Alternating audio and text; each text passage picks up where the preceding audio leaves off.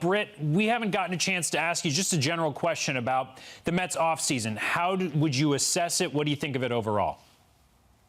Well, I don't know how you can't give it an A. I mean, there's a lot of excitement coming out of the Mets for the first time in a long time. To me, the biggest thing, Francisco Lindor is going to be that headliner, right? Everyone talks about the trade for him, rightfully so, as a splashy move. I look at the 15 pitchers that they've added that are either on big league deals or going to be in big league spring training. They added depth to that starting rotation. They upgraded a bullpen that was desperately in need of it. Obviously, when you look at what they did, Trevor May is the big headliner here in that bullpen. But certainly Carlos Carrasco in the rotation will help as well.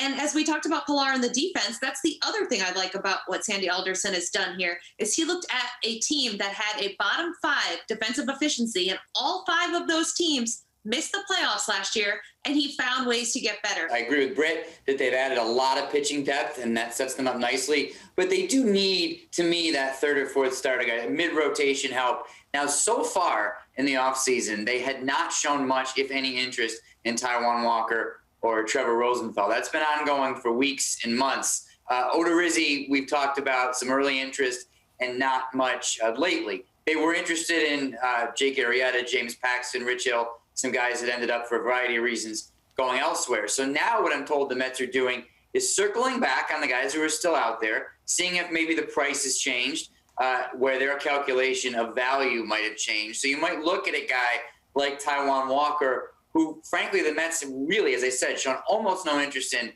through the offseason, and say, okay, he's the best guy left on the board. Let's talk money again with the agent. Those kinds of conversations are certainly happening.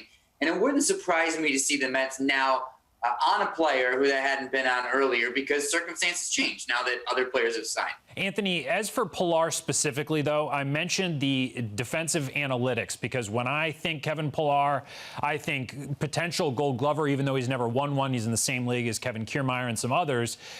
Is that the case, though? Is he still an elite defensive center fielder?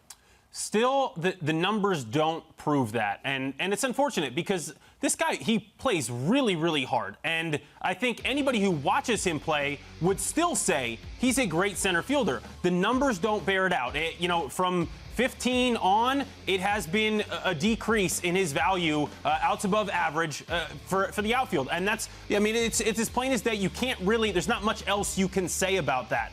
But knowing the person and knowing the way he plays, I like this move, because even though the defense isn't what it used to be, you can put him out there. He's still going to try to run through a wall for you, and that's important.